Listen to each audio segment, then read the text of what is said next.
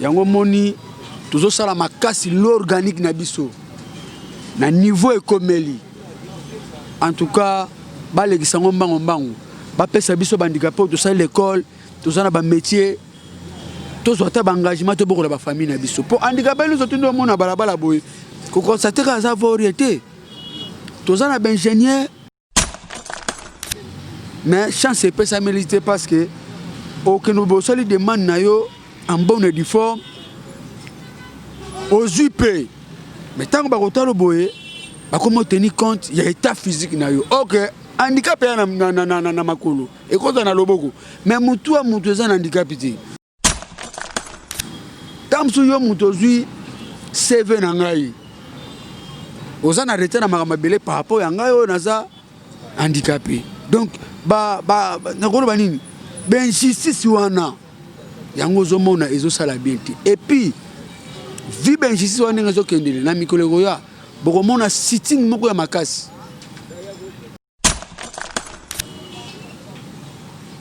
ba régime elandaki protocole marché ba monti nde lelo eza na base ya mandicité omoni na balabala nde eza lelo na base omona biso to ba mabaya oyo tukomi koteka cigarette tukomi koteka mwa biloko ya mike non tango mokonza mboka mobutu atikaki biso nzela wana na yebite so mwa handicapé moko ateka nguba na balabala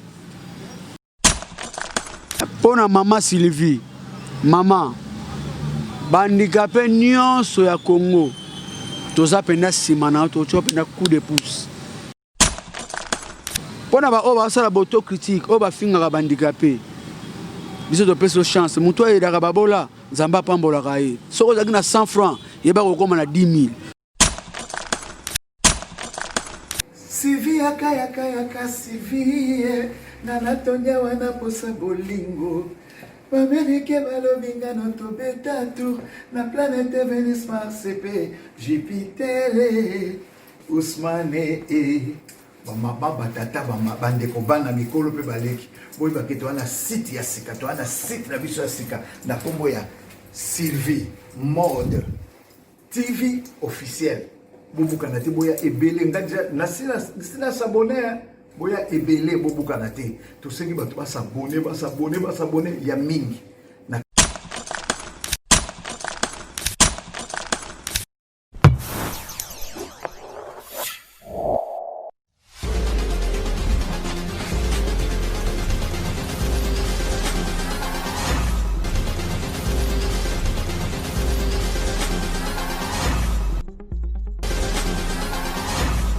Alors, je vais vous surtout, beauté, bonsoir, bonjour. Dans l'émission de Sylvie Mon TV officiel. Chaîne Oyo, tu as mis handicapé, chaîne Oyo. Il y a mis handicapé, chaîne Oyo, maman Sylvie à 100% handicapé. Mais vous fingez, mais vous négligez, mais vous rejetez, mais il y a une mission de soutenir handicapé. C'est pour ça que merci à chaque fois. Je ne manque jamais les mots pour lui dire, maman, tu es la couille de la reine mère. Ça a tempo, ça m'a reçu. Alors, le papa Bissou Awa, dans mon sein, il y a Salaka Awa, tu n'as pas de Tessira Salaka, tu viens qui avec toi Tessira Salaka. Pour moi, je suis Salaka, puis papa se présenter comme mon ami Azanani. Bonjour papa. Bonjour monsieur le journaliste. Comme mon ami. Comme mon ami Badiazo Ngakadia Pablo. Ah, papa Pablo. Alors, papa Pablo, monsieur Mick, tu es handicapé, tu es personne avec handicap, et puis tu es président et handicapé. Alors, comment est l'histoire, il y a un comment qui est handicapé? Bon, ko beta lisolo ya histoire ya lolenge na koma ki handicapé ezalaka moi place mais photo relater ndenge ni to komela ki yango ngana zo handicap na ngana l'âge ya 5 ans na bota mandenge bana ni surtout babota maka na zo pe chance ya okima mbangu ya kozala normal ndenge mama no sabota ka mwana ya arriva ki ta na komi na mobu ya mitano ndena kozwa maladie ya poliomyélite oyebi na époque wana et kotaki makasi na etandi ya République démocratique du Congo pour médecine pende zalaki penda élevé te nde yango moni na age wana na ekozwa buka nazalaki konguluma na se omona nga bokobote za grâce à Nzambe age ya 5 ans ti na l'âge ya 10 ans nde Nzambe akosala nga grâce mokolo moko kaka nde nangulumaka nalalaki na mbetu na place na kita na mbetu ndenge na kitelaka nakitsaki lokolo na ndenge nazwaki elan na ndenge lelo moninga na otambo na beki moko ya koboite mais nazalaki un vrai poliomyélite oyo azalaki konguluma na 4 pattes komona nga boye ezaka ngolo ya nzambe. Même vous avez qu'à l'époque, on parlait de qui quand même, c'est que de toutes les façons pour te se rétablir, on savait qu'avant. Bon, na botamaki na ba parents moko bazaki na trop jeune. Omoni libota liboso ponga na za ene na libota na ngai. Moi sinon surtout mobile no sotango amoni première élan na yeza mabe akomaka na moi d'inquiétude. Nga na boka mingi pa bakoko na nga. Couple ane komaki na makelele, famille à mobile na famille à moi si et komaki na ben compréhension. Alors na bolingo ba parents na nga bazalaki nango epai na ngai ba monaki na place ba bombanga ba négliger ngai ba pesaki nga na responsabilité ya grande mère na ngai o ya bota maman na nga. Donc bo mwana na ngai ti na l'âge ya 15 ans na pasango epai ya koko na ngai ya mwasi o ya bota maman na nga.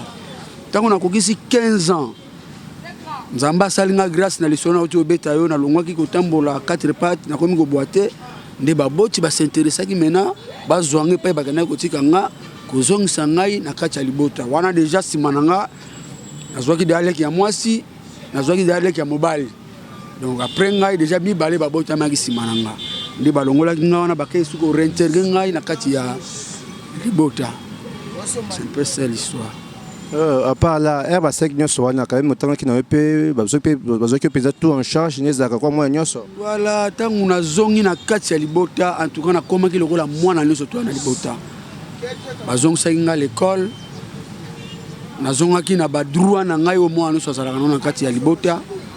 La prévenir que parmi bana nous papa na nga boti, pour père na fille polygame. Ngana bota na deuxième femme, mais papa na nga zaki na basi na ebele. Mais na chance na bana nous surtout on est belé. Ngam na sala ki moi excellence.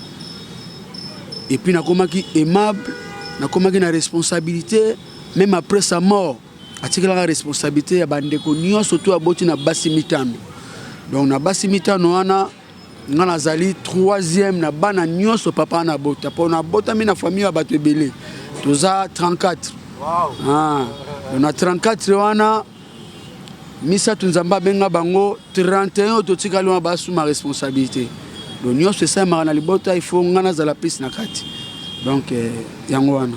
Pablo ya Pablo, pas Pablo. Pablo ya Pablo bakombe bila na kati. Oui. Alors na vie papa Pablo ça kanini? Na vie na un simple débrouillard. Na prévenir ko kutingai. Okutingai na sala moi activité na nga mike po na sala mendicité na balabala te na débrouiller moi biloko na nga mike po bana nga bazwa mo eloko olia na ko rapé ko senga eloko na balabala pa mutu te po biso bandicapé toza pena na considération pena bo moto pena ba pesa biso ngo tozu chance on handicapé pas aka mutu ba bika mandia azana ya abandonné na balabala akoko sala eloko te mais parmi biso ndenga na zawa na za un telo na une chance au sala l'école na une chance pe ya kokoma na niveau oyoyo ba valide biso ba une chance au komati yango moni mo eloko muke wana na kanango na lingaka plus na défendre ngo na négliger ngo te na zwa mamutu devant bato. Alors il y a une autre question un peu parmi les handicapés vraiment va considérer ma bota dans quartier devient invalide comment tu te sens on se sent devient invalide.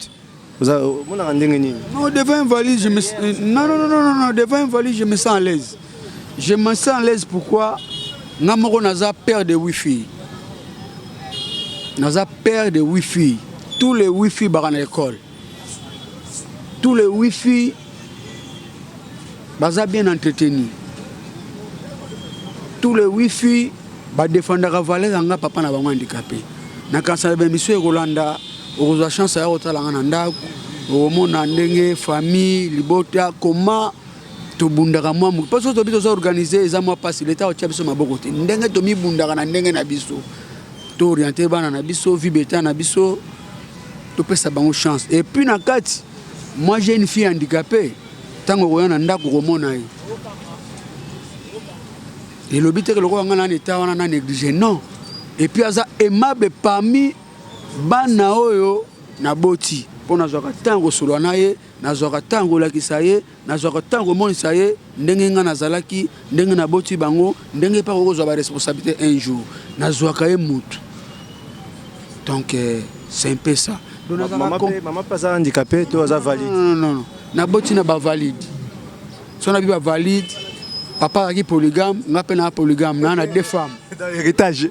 Donc on est le rôle là, likabo ba pesi biso. Uta bokoko na biso tozo samba bongo. Donc naza na 2 femmes. Maman moko azana bana mitano, maman moko azana bana misato. Nde sali biso nombre ya 8. Moto ba valide ba valide. Tout ba valide. Bango tout ba valide. Basi kitoko. Okolula bango rondi makuti toke. Basi baboti na handicapé. Et puis balinga handicapé na bango. Parce que nga lokola ya na bango, noko na bango. Batela nga mabe komelanga ti. Ya Pablo. Noko Pablo. Alors non Pablo.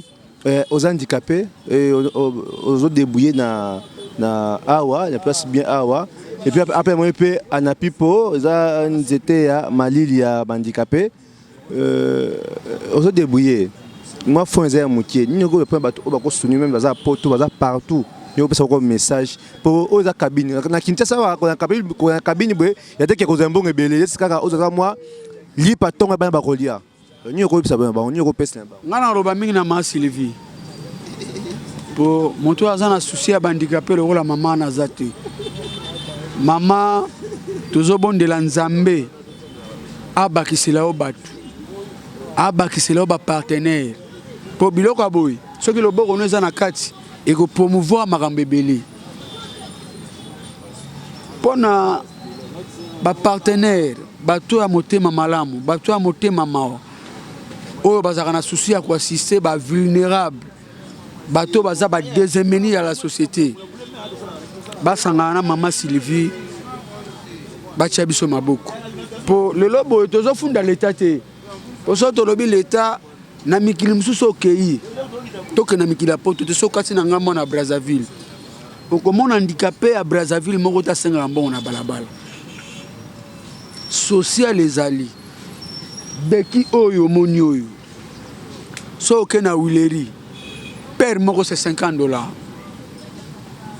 Mais so ke na ngamo na Brazzaville social azo pesa can oyo ofele. Azo pesa tricycle pour handicapé se déplacer ofele. Et puis handicapé ça na quota aza payé. Mais na kotala na mboko na biso awa makambo wana nyonso ezosalema te. Yango moni tozosala makasi l'organique na biso na niveau ekomeli. En tout cas balekisa ngo mbango bapesa biso bandicapé tosala l'école tozana ba métier tozwa ta engagement to bokola ba famille na biso po handicapé nous otundo mona balabala boy ko constater ka za variété tozana ba ingénieur tozana ba to ba qualité mais chance et pesa milité parce que aucun nouveau soli demande na yo en bonne et due forme aux UP mais tant que ba kotalo boye ba comment tenir compte il y a état physique na yo OK handicap ya na makolo et ko na loboko mais mutu a mutu za handicap ti tamsu yo mutu zui CV na ngai ozana arrêter na makamabele par rapport ya ngai o naza handicapé donc ba nakolo banini ben justice wana yango zomona ezosala bien te et puis vi ben justice wana ngazo kendele na mikolo ya bokomona sitting moko ya makasi o handicapé ba osala na etandi mobimba République démocratique du Congo tolembi mais ba no ministère ya handicapé ils ont pas maman Irène ba pesi ministère mais na ministère na biso wana tozaka na 003 pour tozana affaires sociales les alliés biso tozana kati wana social ba bengi ministre délégué auprès ba ministre au comprendre du terme nani ngana loba pourtant avec un ministre affaires étrangères azaka wana chargé pour na makambo boui mais biso ba ministre délégué auprès c'est que les colons ya zana bat nde ba régler o tout ça nango wana ba pesa maman wana ba frais de fonctionnement ba pesa maman wana ba moyens au sort le temps ba centre d'hébergement vie handicapé ba mener ba centre d'hébergement c'est déplorable pour toi ba ki centre d'hébergement c'est sika ou handicapé école musa akia école musala azonge sika lalaka mais lelo ba centre d'hébergement na et comme ba ndako handicapé zo na famille na ye au moins pas na po biso ba handicapé to botaka mutako sauter au moins azana centre d'hébergement ça tamsuna 10 11 enfants bazo tangate bazo la na condition mabe ils ont ça la bien té ba pesa maman wana tozo la ça pe na président de la République tozo remercier même na likabo o ya pesa ki biso po muta pesa biso chance wana zati toza bena reconnaissant vis-à-vis ya chef de l'État mais ba pesa maman wana ba moyen ba pesa ba moyen de ko sala ke à promouvoir personne vivant avec handicap sur tous les plans o ya sala céramique ba bimise place à sala o sala heli ba bimise place à sala o pas sala ba activité mikem ya petit commerce ba bimise place à sala et ko sala ke to ya mendicité ndinga na balabala ekita o le so mina balabala o mona ba valider o mona ka ba aveugle ba baba biso ba ta ba vélo ba ta ba kan ndeto za na balabala et ça la Sonia Mboka. Vous êtes le président d'une association au Moni Awa. Est-ce que vous êtes organisé à niveau de personnes avec handicap na Kinshasa? Vous êtes organisé? Biso tozali organisé. Biso tozali handicapé et vont au Bichingobila. Tubandai kobika uta Mobutu. Faut tout dans la histoire. Uta Mobutu azwaki Mboka oyo pendant 32 ans.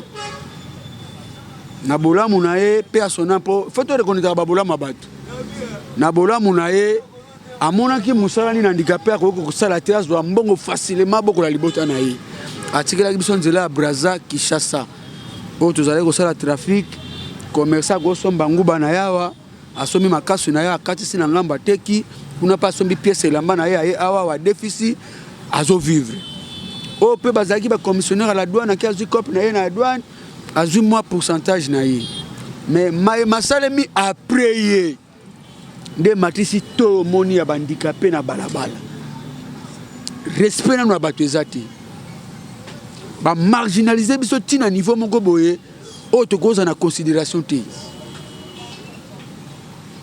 ba régime elandaki po to ko marché ba monter nde lelo eza na base ya mandicité moni na balabala ndezale na base omona biso tsheba mabaya oyo tukomi koteka cigarette tukomi koteka mwa biloko mikemike non tango mokonza mboka Mobutu atika biso nzela wana na ebte so mwa kandi kape moko ateka nguba na balabala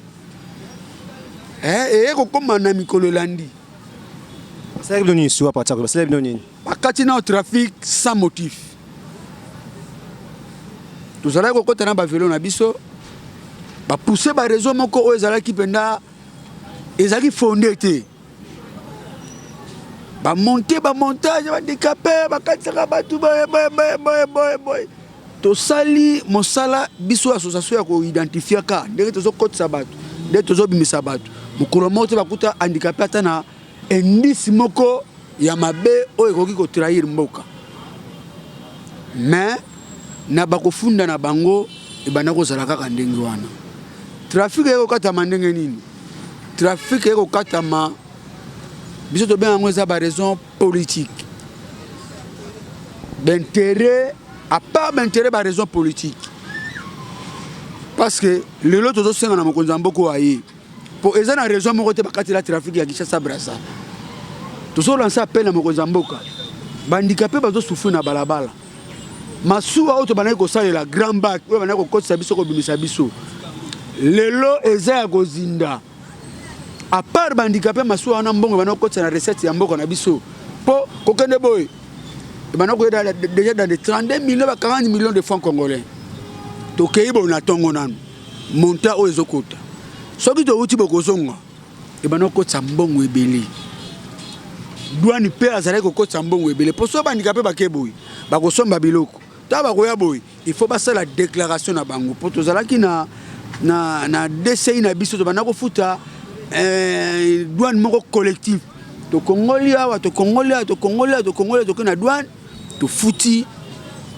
douane na biso biloko na biso ebimi na ba vélo na biso po tozwa survie ya bana na biso biso bandicapé to contribuer mingi na kati ya trésor ya mboka oyo pour laisser passer to bana kokotela boye tokosomba yango c'est $5 ndenge validation ba laisser passer ndenge pe handicapé validation ba laisser passer douane oyo valide azofuta malgré basaki prix handicapé azofuta yango ebele po handicapé osala trafic de lundi ti dimanche nde to bana osala yango à l'époque beta machine mutu moko toza plus de 600 membres handicapés au Baïvragana Beach au Baïsala trafic avec ça Braza combien autres maintenant côté na trésor public so bakata trafic ezaka nini basaka bino ezali te réseau ezali kaka régime elekaki elingaki bandicapé soki mokonza mboka à l'époque azaki na ye motema malamu mais bato apesaki ba responsabilité bandingaki bandicapé te yango moni lelo tango azovanda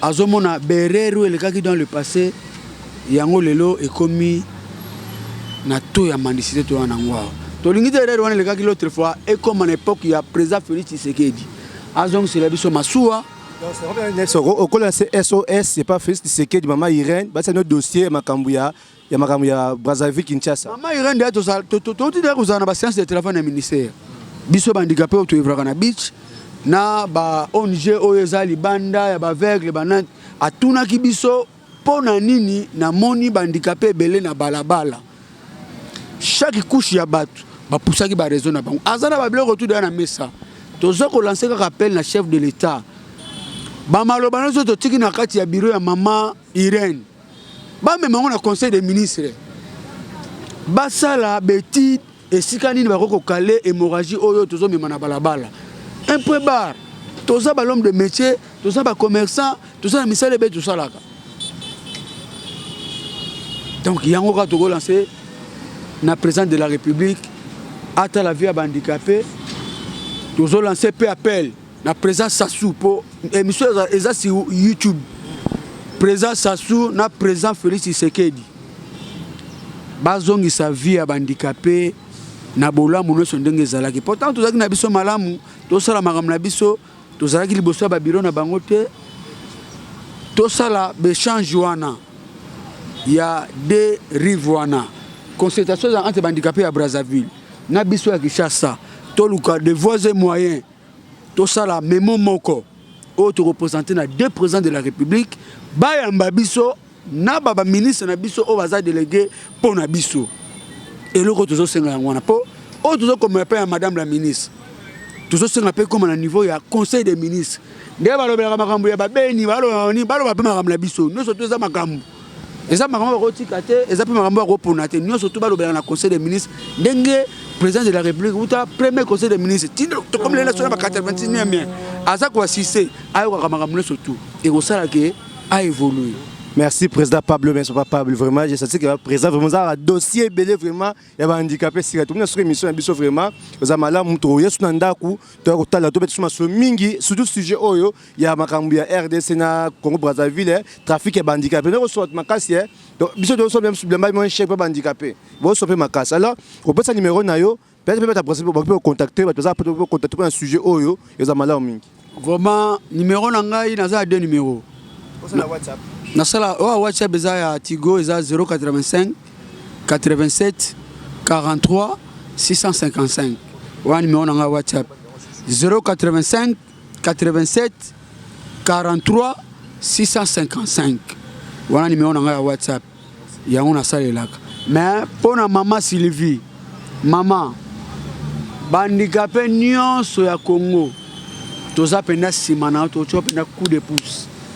Pona ba oba sala boto critique oba finga bandicapé biso to peso chance muto ayedaka babola nzamba pambola kaye soko zaki na 100 francs yeba ko koma na 10 000 soko na 10 000 yeba ko koma na 100 000 kolemba te toze belé to peso chance nzamba batela ona libota na yo ba partenaire ba bakama o assisté bato bato apasi bato nzamba yo kaka akoyoka ope merci beaucoup papa merci Alors, nous sommes vraiment arrivés à la fin de notre émission. Merci. Nous avons donné ce tour dans l'émission. Nous sommes toujours que tous s'abonner massivement à Sylvie Mode TV officiel. Chaîne O, il y a un handicapé. Chaîne O, il y a une vie handicapée dans la chaîne O, tout ça, il y a un handicapé. La chaîne O, tout s'abonner massivement. Merci à tous surtout. Merci toujours dans le climat de Maman Sylvie, le qui est handicapé. Merci de nous donner ce tour dans l'émission. Tout s'abonner massivement. Pour le prochain numéro. Bye. Sylvie yaka lukeba. Sylvie yaka mamaye. Hitler alobinga na yo tobetatu na planète Vénus CP Jupiter batata ba mama bandeko bubo sanate to sabo na site na biso ya sika na koboya Sylvie Mode TV officiel bo s'abonner ebele ponga na koti déjà ngai déjà na koti na Sylvie Mode bo s'abonner ebele